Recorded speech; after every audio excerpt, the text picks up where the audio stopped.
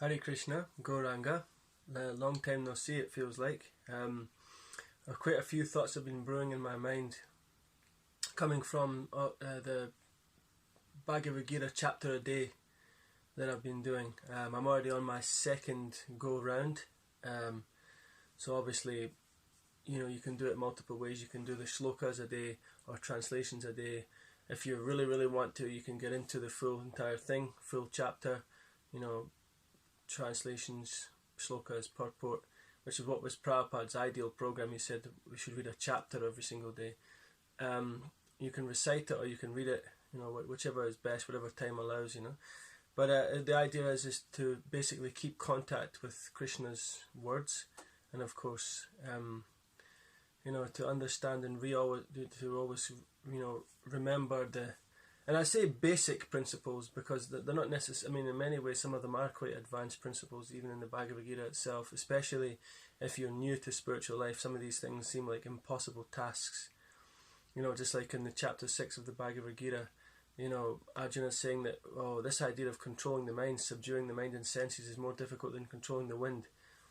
So, so for us to say, we're the soul, not the body, wow, we have to withdraw our senses like the tortoise withdraws itself into a shell. My God, how can we pull our senses back? We are our senses, we are our body, we are our desires. These are the kind of thoughts, So, yeah, some of these things, although we consider them basic as opposed to the higher esoteric truths and say the Chaitanya Charitamrita or the Nectar of Devotion, still we should try to always remember these things. Hence, constantly associating with Krishna in his Bhagavad Gita. What came out the other day, I found a nice one, was in 244, which of course is contents of the Gita summarized, where Krishna is pretty much breaking down the philosophy, and he's kind of setting the next stage of how he's going to explain the Bhagavad Gita to Arjuna. He goes on about sense enjoyment and material opulence. So we'll have a little bit look at this here. Om Namo Bhagavate Vasudevaya. Om Namo Bhagavate Vasudevaya. Om Namo Bhagavate Vasudevaya. Bhogaishwarya Prashaktanam Taya Partha Chetasam Vyavasayatmika Buddhi Samadona Vidiyate. In the minds of those who are too attached to sense enjoyment and material opulence, and who are bewildered by such things, the resolute determination for devotional service to the Supreme Lord does not take place. Purport. Samadhi means fixed mind. The Vedic dictionary, the Nirukti, says, Samyag adayate smin atma tattva yatatmyam. When the mind is fixed for understanding the self, it is said to be in samadhi. Samadhi is never possible for persons interested in material sense enjoyment and bewildered by such temporary things. They are more or less condemned by the process of material energy. So it's interesting to look here at Srila Prabhupada's definition of samadhi, and of course what the Supreme Person of Godhead is saying is what is samadhi. With a controlled mind, you can start to actually become open to spiritual knowledge. With a controlled mind, you can properly see things as they are. With an uncontrolled mind, or with one who is just constantly flickering between sense gratifications, then you're just completely blocked. It's like, if you're told to navigate your way through a big forest, or you're told to drive to somewhere, especially nowadays, right? No one probably has. I can't remember the last time I've ever used a physical map, to drive, right? Maybe 10-15 years ago, you would have navigated your way through roads using one of the great British road atlases or something like that, Now it's all sat-navs. The sat-nav takes you there. And even then, sometimes, a good few years back, the sat-nav's technology wasn't so up there that you still got lost even using the sat-nav.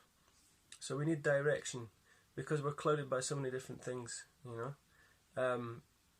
So imagine trying to do that, You're dropped in the middle of the forest, say, right, okay, find your way back to the base camp, and there's mountains, woods, forests, lakes, whatever it is, wherever you are, or the urban jungle. Find yourself to such and such street in the middle of say Greater London or something, you'll be completely lost. You will have no idea, without any context, without any direction. You'll just end up, sitting in a cafeteria and you'll have given up.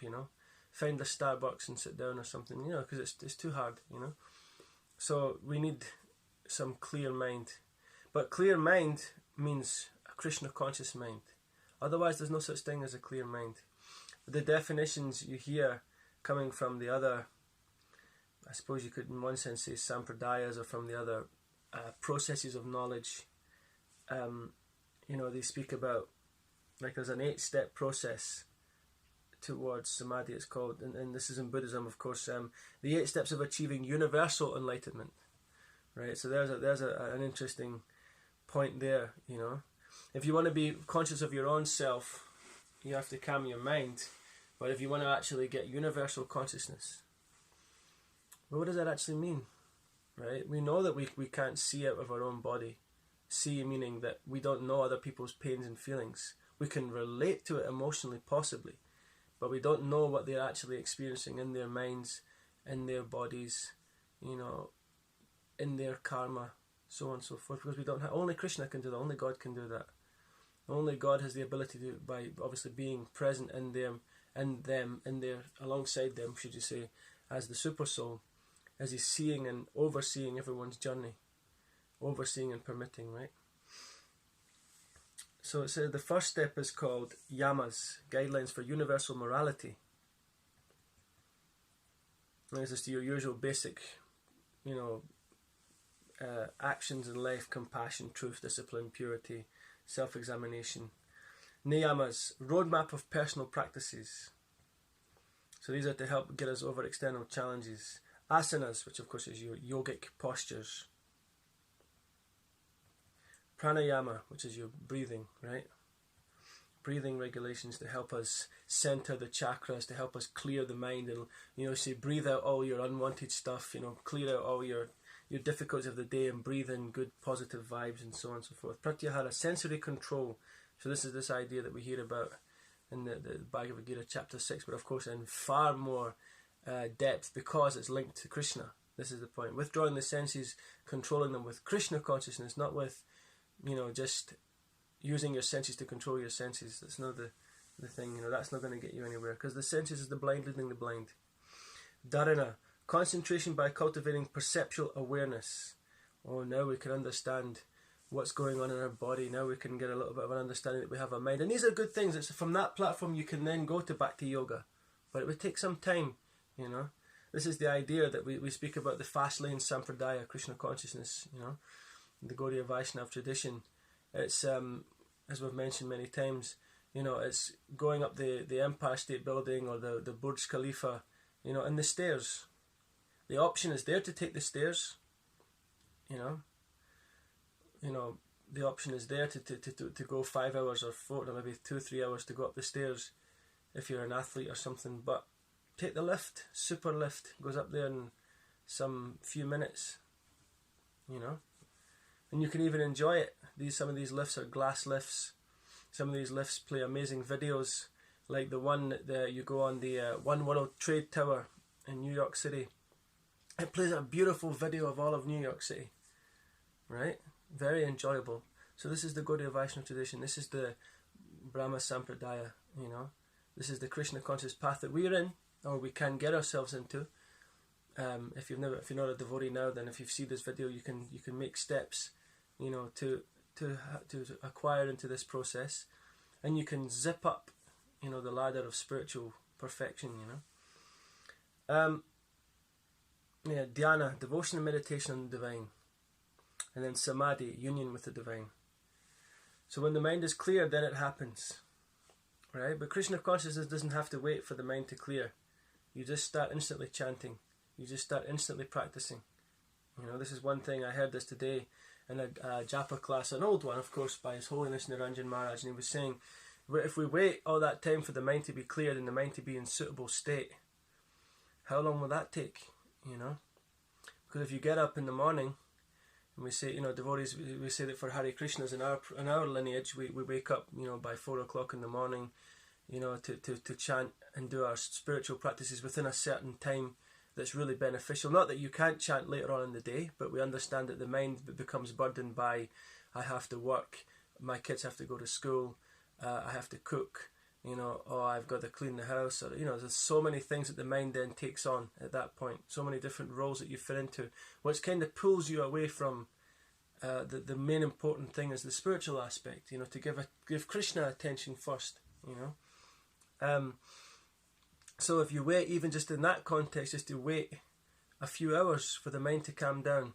Okay, let me do some yoga first, let me do some breathing, let me do some shlokas, let me do some, good herbal teas, and then maybe the mind will be calm by that point. Then let me start the japa. When's that? 6 o'clock, 7 o'clock?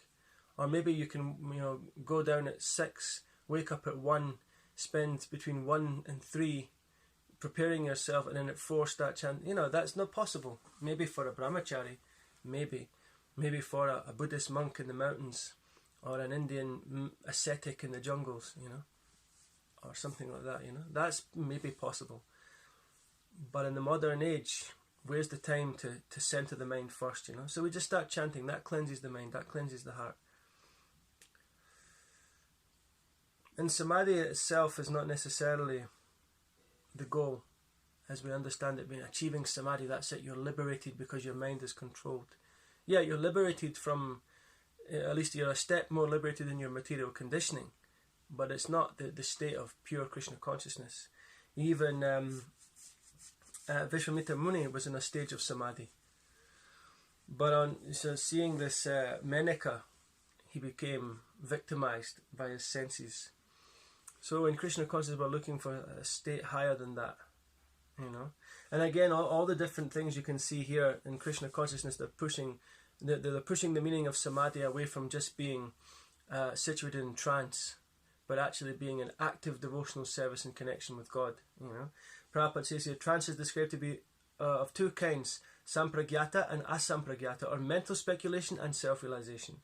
In samadhi or asampragyata, one can realize by his spiritual senses the spiritual form of the Lord. That is the ultimate goal of spiritual realization. 3:21:12, that's the Bhagavatam. So the idea being there is that you're understanding the form of the Lord, not the universal aspect, connecting to the universe. What's in the universe? Black space, maybe the demigods or the planets. So your again, these visions of the higher realms are fine. And we know that by the lower forms of samadhi, like the yogic mystic cities and so on and so forth, you can go to these different planetary systems. You can come out your physical body and go off. You can elevate yourself or even lower yourself to these planets of higher or material enjoyment. But you still got to come back. So rather than doing that, take samadhi to its higher level, which is to spiritualize your senses, to spiritualize the trance that you put yourself into. And Krishna consciousness in many ways is like that. I'm reading this book, the life of Yamuna Devi, who of course is a wonderful, famous, early Srila Prabhupada disciple, world famous, world renowned cook. Her cookbook, was a bestseller all over the world, And she's also famous for being the singer of the Govindam prayers, which Prabhupada established as the standard in all ISKCON temples in the morning program. And she has a lot of incredible spiritual realizations. One nice story which is the point of samadhi, or at least trance in that sense, it wasn't used in that term, is that when she first sat down in the kirtan for the first time, she didn't really want to chant. She was just kind of trying to hear and see what was going on. She didn't want to lose herself, kind of thing, But gradually, as she started to get into it, and it started to, naturally, it was just purifying, as the holy name does, she was starting to just get swept away, and she was thinking, wow, this is such a trance-like state. This is such a powerful meditation, this holy name.